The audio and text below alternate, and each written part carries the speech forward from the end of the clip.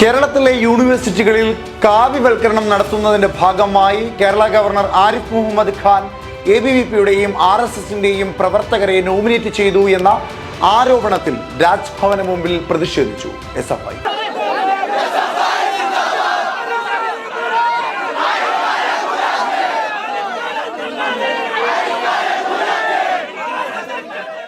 ഗവർണർക്കെതിരായി SFI നടത്തിയ രാജ്ഭവൻ മാർച്ചിലായിരുന്നു സംഘർഷം.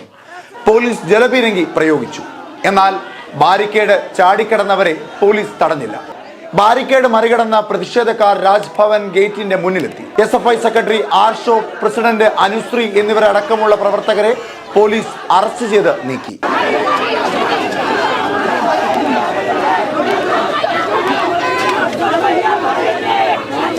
ഉന്നത വിദ്യാഭ്യാസ രംഗം ഗവർണർ കാവ്യവൽക്കരിക്കുന്നു എന്നാരോപിച്ചായിരുന്നു SFIയുടെ മാർച്ച്. വിവിധ സർവകലാശാല സെനറ്റുകളിലേക്ക് RSS വക്താക്കളെ പരിഗണിക്കുന്നതിൽ പ്രതിഷേധിച്ച് ഇന്ന് സംസ്ഥാന വ്യാപകമായി പഠിപ്പുമുടക്ക് സമരം നടത്തുകയാണ് SFI.